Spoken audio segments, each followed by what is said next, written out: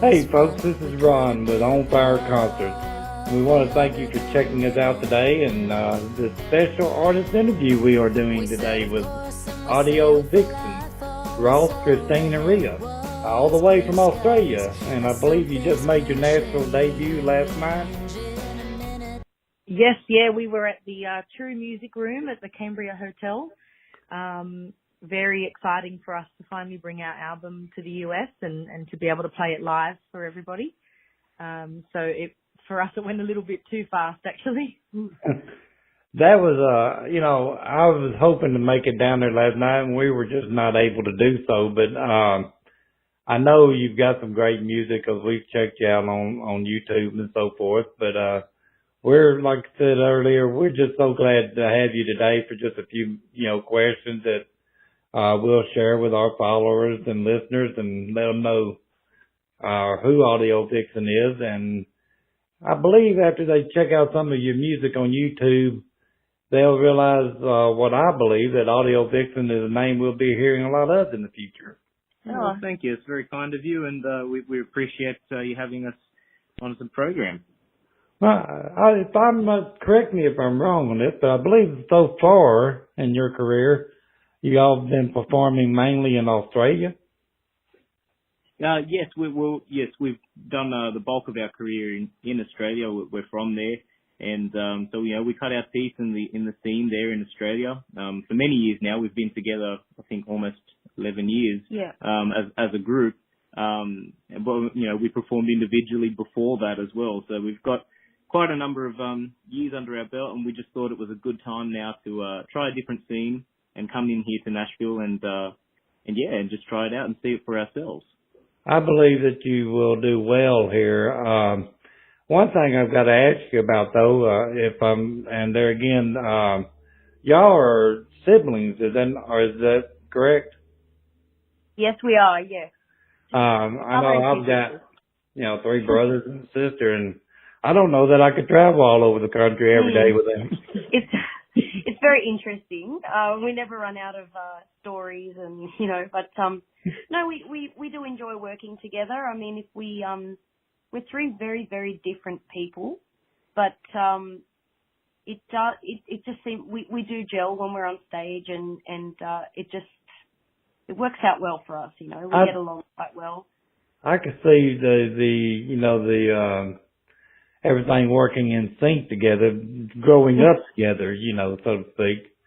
I see where y'all were 4-time winners of the Australian Club Entertainment Award and a finalist in the X Factor competition in Australia. Tell us about that. Yeah, that's right. Yeah, we've been very lucky to have gone through some of the opportunities and had some of the experiences that we've had. The X Factor, I think we were so grateful that we got as far as we did. And obviously that we did it as a group, to support each other through that whole experience. And of course, winning the ACE Awards, more than once, it never, the excitement of it and the honor of it, never dwindles. So, that's voted for by our peers within the industry, by agents and managers and people who handle bookings and the entertainment in Australia. Yeah, so of course to be recognised by our peers there is an incredible feeling. That's what I was going to ask about also. I believe the club awards over there, is that similar or something like our ACMs or CMAs voted on by your peers and so forth? Yeah, absolutely. Yes, it's and as Christine said, it really is. I mean, that means a lot to us to be recognised by our peers.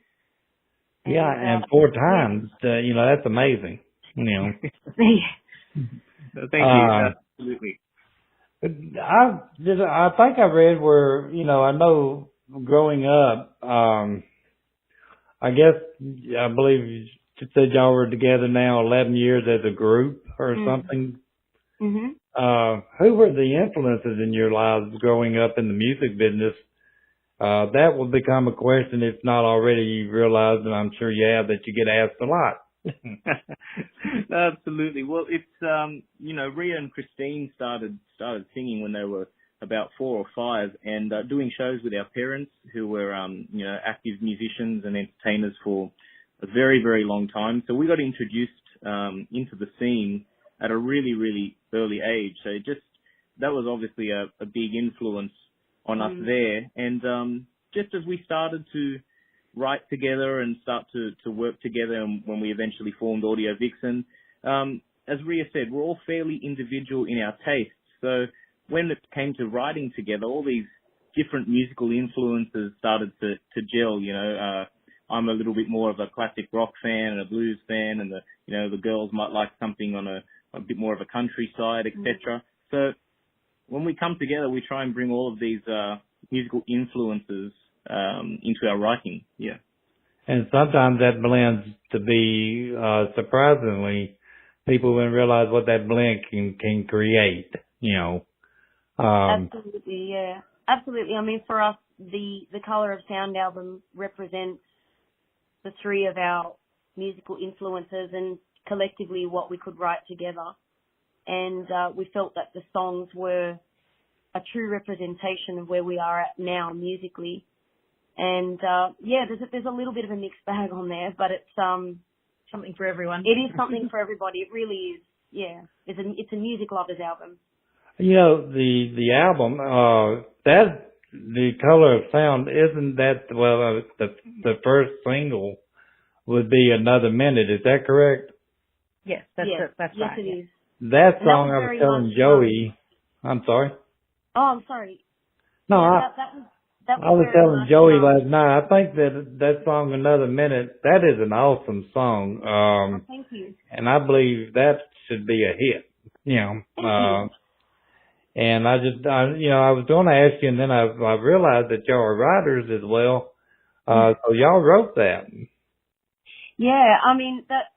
Going back to influences, for me personally, growing up and sort of learning how to play the guitar and starting to songwrite, I was listening to a lot of Shania Twain records at the time, and still do. And always, every time I listened to her tracks, I always felt like I wanted to write a track quite similar in the style of many of the songs that she released.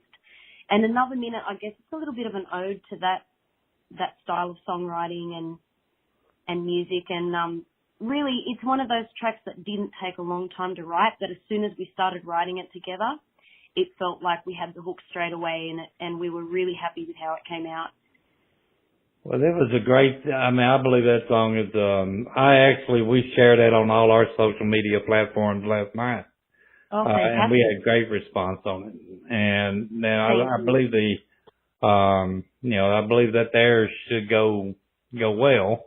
And I read and after listening to you, I would agree, your vocals have been compared to like Fleetwood Mac and Lady Antebellum and the Eagles. That's some great company to be compared to, because they haven't done too bad. Absolutely. We won't complain about those comparisons at all. No, that's a great comparison, and I would agree with that. Y'all's harmony and everything is off the charts. And and then I believe in 2013, Barry Gibbs handpicked y'all to be his opening act, did he not? Yes. Yeah, we were very, very fortunate to secure that spot as Barry's opening or support act for his Australian tour in 2013.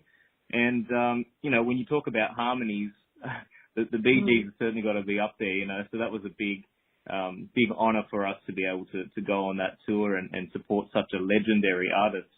And of course, it was great to see the show every night from the side of stage too. So definitely one of our top experiences so far as a group. I mean, he was so lovely, because at the time we had re-recorded our version of the Bee Gees track Morning of My Life and had released it as an EP. And so when we were supporting Barry, he was very kind enough to allow us to perform that song at his concert. And I mean, it just sort of demonstrates to you how humble he is, and he was really genuine and allowed us to have our moment on stage as his support act. So, yeah, as Ross said, that's a really memorable experience for us. You know, you'd be surprised at some of the artists that over the years, that I have worked with, that, you know, growing up, to me, they were just beyond, you know, they were the greatest, you know, the heroes you're growing up to. And then when you meet them, it's like they grew up with you and they think you're like, you know, they've been running around with you forever, you know. Absolutely. And that's amazing that they're on that, you know, what you see is what you get level, you know. That's right. And I think that is the true mark of a superstar, is somebody who can stay grounded and somebody who doesn't allow their status to change who they are, and essentially they're like everybody else. They're just extremely talented and very successful. Oh, that's amazing, because I think staying level-headed is, I'm sure it can get to be hard, but at the same time, because of the pressures you're under on the road all the time and different things that it just creates, but, you know, your fans are what put you there, so, you know, and as long as you treat your fans right and they know what's real and what's not, so. Absolutely. You know, that's why you have these artists that, you know, sell out arenas for years, you know. So tell us what's next, for Audio Vixen, and, you know, when we can expect to see possibly a tour in the U.S. and so forth. Yeah, well, when we head back to Australia after our time here in the States, we'll be straight back into touring at home, in Australia, and, hopefully, on the cusp of releasing our second single as well, which we're looking forward to very much, which is another one from the album, The Colour of Sound. And once we release the second single, our plan is to come back to the US and set up a tour here. Hopefully you can make it, and we'll get to meet you in person. Most definitely. Y'all, I believe Joey had told me earlier that, y'all were going to be heading to New York tomorrow. Yes, yeah, that's right. We're off to New York. And I believe the guys are keeping us busy there. So, and we'll also hopefully get a little bit of sightseeing in as well. All right. Well, we appreciate y'all taking time to do this interview today, and, you know, we just want to thank you, you know, Ross, Christine, and Rhea for being with us, and we, of course, wish Audio Vixen the best, and I think, you know, as I said earlier, I think we all will be hearing a lot more from y'all soon. And when you do get back this way, we would definitely like to meet you and do another interview, but video at this time, and we'll go from there. So thank you so much. Thank you for anyone that's thank you so much for sharing our songs, and if it's available on iTunes and Spotify for anyone who'd like to hear the rest of the tracks. There's some interesting tracks there. So as Chris said, there's something for everybody. But we've loved talking to you, Ron. So well, tell our followers, the people listening, tell them where they can check out, you know, Audio Vixen and get more information on you, your tours, or your schedule, music, etc., on your website and so forth. Yep. So our website is just audiovixen.com.au, and of course they can follow us on Instagram and see what we're up to. It's Audio Vixen 3, and hopefully follow our steps, and our Facebook is just Audio Vixen as well. They can catch us on there and all the info they need about us. Okay. Well, we will share that again on our page for everyone as well. And so we're going to close out now, and we'll just say to our followers, we thank you for checking in with us today and this special interview that we do audio. For Audio Vixen, we do, you know, monthly interviews, and this was a special one we wanted to get y'all in on. that's so great. Thank you. We're going to close out now, but folks, check us out on www.onfireconcerts.com. You'll see all our interviews and upcoming interviews, and our Facebook pages, etc. So until next time, we'll say so long, friends.